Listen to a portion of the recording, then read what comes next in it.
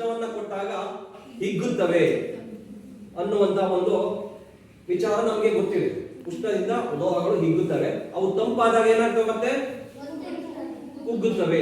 ಉಷ್ಣ ಕೊಟ್ಟಾಗ ಅದು ಹಿಗ್ತವೆ, ತಂಪಾದಾಗ ಕುಗ್ತವೆ. ಅದಕ್ಕೇನೆ ಈ ಗುಂಡು ಬಳೆ ಪ್ರಯೋಗ ಅಂತಕ್ಕಂಥದ್ದನ್ನ ನಾವು ಮಾಡ್ತಕ್ಕಂಥದ್ದು. ಇಲ್ಲಿ ಬಳೆ ಇದೆ, ರಿಂಗ್, ಇದರಲ್ಲಿ ಒಂದು ಚಿಕ್ಕ ಗುಂಡಿದೆ ನೋಡ್ರಿ. ಈಗ ಈ ಬಳೆ ಒಳಗಡೆ ಈ ಗುಂಡು ಸರಾಗವಾಗಿ ತೂರ್ತಾ ಇದೆ, ಹೌದಾ? ನೋಡ್ರಿ, ಸರಾಗವಾಗಿ ತೂರಿ ಬರ್ತಾ ಇದೆ, ಯಾವುದೇ ಅಡೆತಡೆ ಇಲ್ಲ.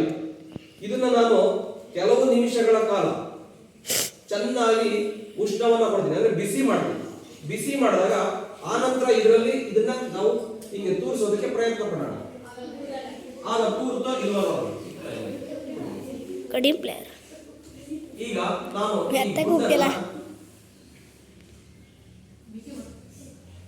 ಸ್ವಲ್ಪ ಹೊತ್ತು ಬಿಸಿ ಮಾಡ್ತೀನಿ.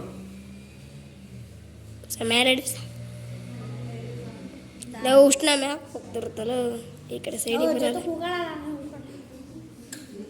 ನೀವು ಇದ್ರ ಕಾಣ್ತಿಲ್ಲ, ಹೋಗ್ಕೊಂಡ್ರೆ ಕಾಮದು. ಕಂಡೆ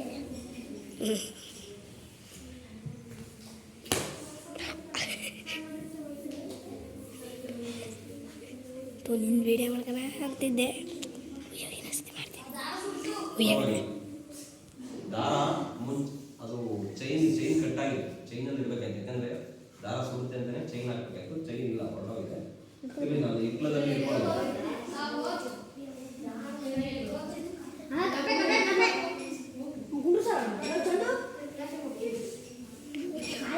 ಋಷಿ ಬೊಮ್ಮ ನೋಡಿ ಬರಲ್ಲ, ವಿಷ್ಣು ಕಣ್ಣಾಗ ಗಮ್ತಾನೆ.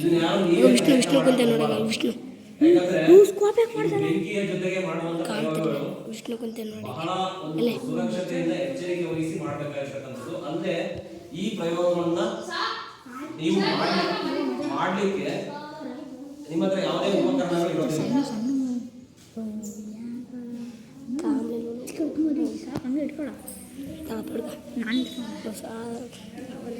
ಕಡ್ಡಿ ನೋಯ್ತು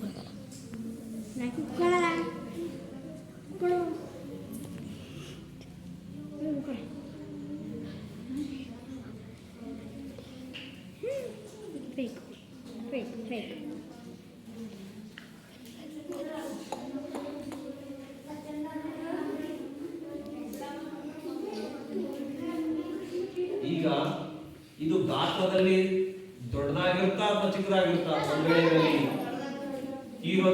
ಇದರಲ್ಲಿ ತೂರೋದಿಲ್ಲ ಅಂದ್ರೆ ಇದು ಗಾತ್ರ ಏನಾಗುತ್ತೆ? ಹಿಗ್ಗುತ್ತದೆ, ಅಂದ್ರೆ ದೊಡ್ಡದಾಗುತ್ತೆ. ಇದನ್ನೇ ನಾವು ಉಷ್ಣದ ಸಂಕೋಚನ ಮತ್ತು ವಿಕಸನ, ಸಂಕುಚನ ಮತ್ತು ವಿಕಸನ. ಗಿಡ ಹಿಗ್ಗುವುದು ಮತ್ತೆ ಕುಗ್ಗುವುದು, ಸಂಕುಚನ ಮತ್ತು ವಿಕಸನ. ಇಲ್ಲಿ ಉಷ್ಣವನ್ನು ಕೊಟ್ಟಾಗ ವಿಕಸನಗೊಳ್ಳುತ್ತದೆ, ಮತ್ತೆ ತಂಪಾದಾಗ ಅದು ಸಂಕುಚಿತಗೊಳ್ಳುತ್ತದೆ, ಎಕ್ಸ್ಪ್ಯಾನ್ಷನ್ ಆಗುತ್ತೆ, ಅಂದ್ರೆ ಎಕ್ಸ್ಪ್ಯಾಂಡ್ ಆಗುತ್ತೆ, ಹಿಗ್ಗುತ್ತೆ. ಈಗ ಚೆನ್ನಾಗಿ ನಾನು ಅದಕ್ಕೆ ಉಷ್ಣವನ್ನು ಕೊಡ್ತಾ ಇದ್ದೀನಿ. ಆ ಗುಂಡು, ಕಬ್ಬಿಣದ ಗುಂಡು ಇದರಲ್ಲಿ ಸರಾಗವಾಗಿ ತೂರೋದಿಲ್ಲ. ನೋಡೋಣ ತೂರೋದಿಲ್ಲ ಅಂತ ಪ್ರಯತ್ನ ಮಾಡಿ ಚೆಕ್ ಮಾಡೋಣ. ಅದು ಚೆನ್ನಾಗಿ ಉಷ್ಣವನ್ನು ಪಡೆದಿದ್ರೆ ಮಾತ್ರ ಇರ್ಲಿಕ್ಕೆ ಸಾಧ್ಯ ಆಗುತ್ತೆ.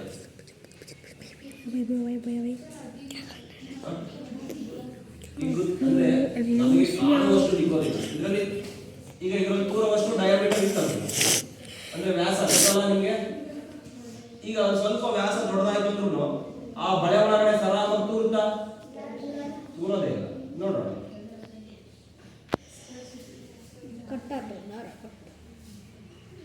ಕಟ್ಟಾತು ಸಾಧಾರ ತಗೊಂಡು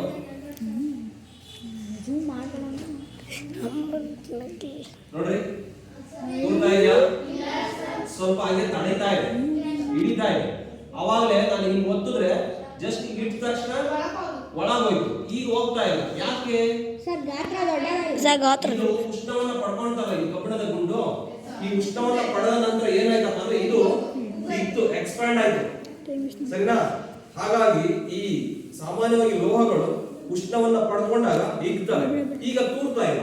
ಇದು ಇನ್ ಸ್ವಲ್ಪ ಹೊತ್ತು ನಾವು ಹಂಗೆ ಹೊರಗಡೆ ಇಟ್ಟಿರ್ತೀವಿ. ಹೊರಗಡೆ ಇಟ್ಟಾಗ ಏನಾಗುತ್ತೆ? ತಂಪಾಗುತ್ತೆ. ತಂಪಾಗಿದ್ದಾದ್ಮೇಲೆ ಕುಗ್ಗುತ್ತದೆ. ಗಾತ್ರ ತನ್ನ ಮೂಲ ಸ್ಥಿತಿಗೆ ಬಂದಾಗ ಅದು ಮತ್ತೆ ಸರಾಗವಾಗಿ ಒಳಗಡೆ ಕೂಡುತ್ತೆ. ಹಾಗಾಗಿ ಇದರಿಂದ ನಾವು ಏನ್ ತಿಳ್ಕೊಬೋದಪ್ಪ ಅಂದ್ರೆ ಲೋಹದ ವಸ್ತುಗಳು ಉಷ್ಣವನ್ನ ಪಡ್ಕೊಂಡಾಗ ಏನಾಗ್ತವೆ? ಬಿಸಿ ಈಗ ಉಷ್ಣವನ್ನ ಪಡ್ಕೊಂಡಾಗ ಏನಾಗ್ತದೆ? ದಪ್ಪ ಹಿಗ್ಗುತ್ತೆ, ಹೌದಲ್ವಾ? ಗಾತ್ರ ದೊಡ್ಡದಾಗುತ್ತದೆ. ಉಷ್ಣವನ್ನ ಪಡೆದಾಗ ಏನಾಗ್ತದೆ? ಗಾತ್ರ ದೊಡ್ಡದಾಗುತ್ತದೆ. ಹಿಗ್ಗುತ್ತೆ.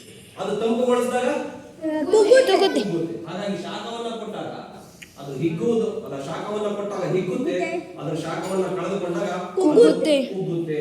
ಇದೇ ಒಂದು ಐಡಿಯಾವನ್ನ ಇಟ್ಕೊಂಡೆ ನೀವು ಎತ್ತಿನ ಗಾಡಿಯ ಚಕ್ರಗಳಿಗೆ ಎಸ ಸುತ್ತ ಎತ್ತಿನ ಗಾಡಿ ಚಕ್ರ